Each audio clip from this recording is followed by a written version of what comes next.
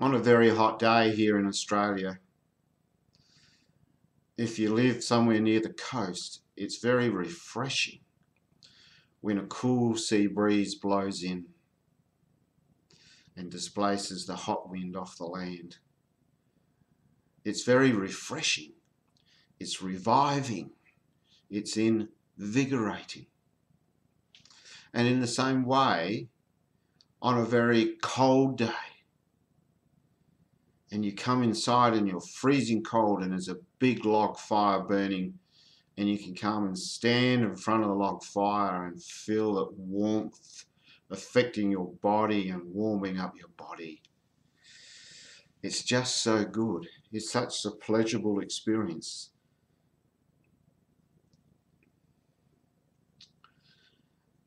So to come into the presence of that warm fire has a real impact on you. And to come into the presence of that cool breeze has a real impact on you. It says in Psalm 16 verse 11 in the Bible that in the presence of God, being in the presence of God has a real impact on you. And it says in the presence of God is fullness of joy. Fullness of joy.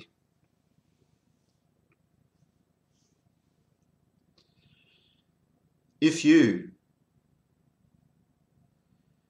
have said yes to Jesus, you've received Jesus, you've believed in him and received him as your Lord and Saviour,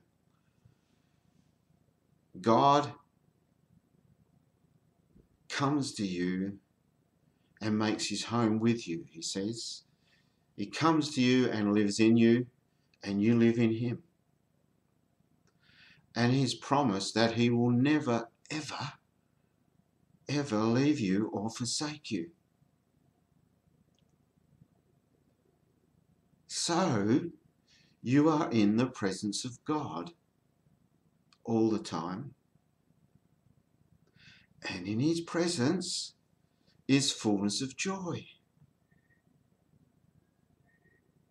Has that been your experience? If it hasn't, why not? You know, I start the day when I wake up in the morning. I thank God. While I'm in bed there before I get out of bed, I thank God that I've woken up in his presence. That he's present with me always. And I thank God that in his presence is fullness of joy. And as I go through the day, I thank God that I'm in his presence. And that in his presence is fullness of joy. You know, and as I think about it, that I'm in his presence, I become aware that I am in his presence. And as I think about in his presence is fullness of joy, I get filled with his joy. Because, you know what? Because in his presence, he has promised there is fullness of joy. Has this been your experience? Well, it can be. It can be. If you've never really received Jesus into your life as your Lord and your Saviour, you can't really know what I'm talking about. But you can receive him into your life as your Lord and Saviour. And if he is already your Lord and Saviour, you can know what I'm talking about. You need to choose to remind yourself that you're in his presence always, that he'll never leave you or forsake you, and that in his presence is fullness of joy. Think on that on and off through the day. Think on the truth. It says in his presence is fullness of joy and pleasures at his right hand. Wow. Yeah. Or what are you filling your thoughts with? What are you thinking on?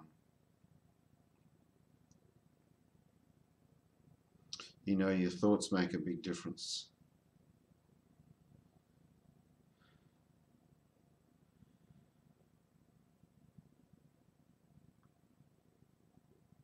The Bible tells us to take captive our thoughts and make them obedient to Jesus.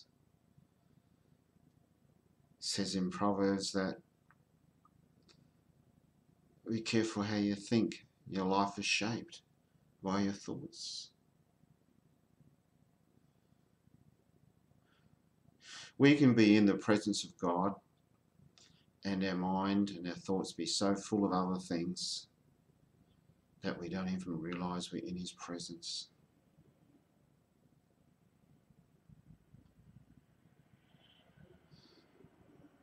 It's amazing. It's amazing. We can be in the presence of a fresh, cool breeze when we've been so hot and bothered, but so caught up with this, with what's going on in our life, that we don't even realize that we're in a fresh breeze because our thoughts are so filled up with all these other things.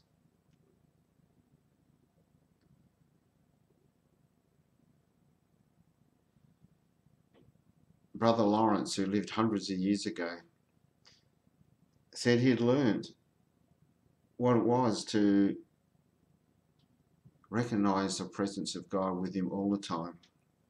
And so it didn't matter what he was doing, where he was, or what was happening.